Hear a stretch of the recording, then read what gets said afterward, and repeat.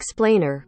Russia-backed rebels a thorn in Ukraine's side. Amid fears of a Russian invasion of Ukraine, tensions have also soared in the country's east, where Ukrainian forces are locked in a nearly 8-year conflict with Russia-backed separatists. Moscow. Amid fears of a Russian invasion of Ukraine, tensions have also soared in the country's east, where Ukrainian forces are locked in a long conflict with Russia-backed separatists.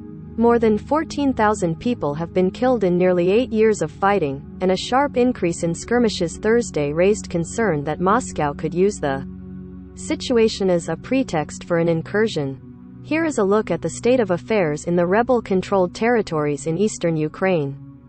Separatist rebellion. When Ukraine's Moscow-friendly president was driven from office by mass protests in February 2014, Russia responded by annexing Ukraine's Crimean Peninsula. It then threw its weight behind an insurgency in the mostly Russian-speaking east, known as Donbass. In April 2014, Russia-backed rebels seized government buildings in the Donetsk and Luhansk regions, proclaimed the creation of People's Republics, therein battled Ukrainian troops and volunteer battalions. The following month, the separatist regions held a popular vote to declare independence and make a bid to become part of Russia. Moscow hasn't accepted the motion, in the hope of using the regions as a tool to keep Ukraine in its orbit and prevent it from joining NATO.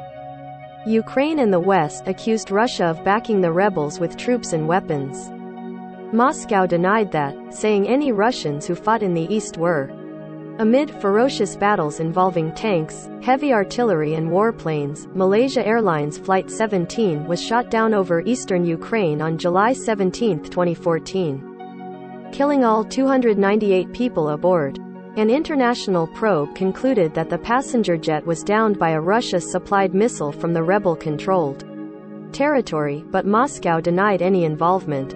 Peace agreements. After a massive defeat of Ukrainian troops in the Battle of Ilovaisk in August 2014, envoys from Kiev, the rebels and the Organization for Security and Cooperation in Europe signed a truce in the Belarusian capital of Minsk in September 2014. The document envisaged an OSCE-observed ceasefire, a pullback of all foreign fighters, an exchange of prisoners and hostages, an amnesty for the rebels and a promise that separatist regions could have a degree of self-rule. The deal quickly collapsed and large-scale fighting resumed, leading to another major defeat for Ukrainian forces at Debaltseve in January to February of. France and Germany brokered another peace agreement, which was signed in Minsk in February 2015 by representatives of Ukraine, Russia and the rebels. It envisaged a new ceasefire, a pullback of heavy weapons and a series of moves toward a political settlement. A declaration in support of the deal was signed by the leaders of Russia, Ukraine, France and Germany. Frozen conflict. The 2015 peace deal was a major diplomatic coup for the Kremlin, obliging Ukraine to grant special status to the separatist regions, allowing them to create their own police force and have a say in appointing local prosecutors and judges. It also envisaged that Ukraine could only regain control over the roughly 200-kilometer, 125-mile border with Russia in rebel regions after they get self-rule and hold OSCE-monitored local elections, balloting that would almost certainly keep pro-Moscow rebels in power there. Many Ukrainians see it as a betrayal of national interests and its implementation has stalled. The Minsk document helped end full-scale fighting, but the situation has remained tense and regular skirmishes have continued along the tense line of contact.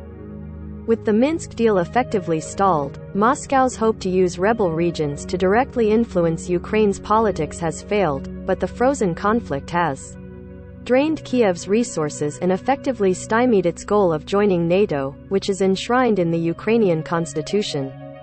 Moscow also has worked to secure its hold on the rebel regions by handing out more than 720,000 Russian passports to roughly one-fifth of their population of about 3.6 million. It has provided economic and financial assistance to the separatist territories, but the aid has been insufficient to alleviate the massive damage from fighting and shore up the economy. The Donbass region accounted for about 16% of Ukraine's gross domestic product before the conflict. Efforts to revive peace deal. Amid soaring tensions over the Russian troop concentration near Ukraine, France and Germany have undertaken renewed efforts to encourage compliance with the 2015 deal, in the hope that it could help defuse the standoff. Facing calls from Berlin and Paris for its implementation, Ukrainian officials have strengthened criticism of the Minsk deal and warned that it could lead to the country's demise. 2 rounds of talks in Paris and Berlin between presidential envoys from Russia, Ukraine, France and Germany have yielded no progress. Amid the deadlock in talks, the lower house of Russian parliament this week urged Russian President Vladimir Putin to recognize the independence of Donetsk and Luhansk.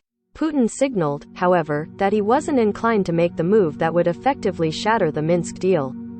Escalation of hostilities. Ukraine and the rebels accused each other Thursday of intensive shelling along the line of contact in Donetsk and Luhansk. Separatist authorities claimed that Ukraine mounted a large-scale provocation and said they returned fire. Ukraine denied opening fire and said the separatists were shelling government-controlled areas with heavy artillery and mortars.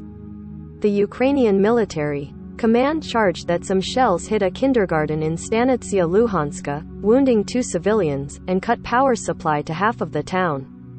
Yasar Hailit-Sevik, head of the OSCE monitoring mission, said it reported 500 explosions along the contact line between Wednesday evening and 11:20 a.m. Thursday. Sevik told the United Nations Security Council that the tension appeared to be easing after that, with about 30 explosions reported, adding, "It is critically importante to escalate immediately." Yuras Karmanow in Kiev, Ukraine and Edith M. Lederer at the United Nations contributed to this report. More AP coverage of the Ukraine crisis. https://apnews.com/hub/Russia-Ukraine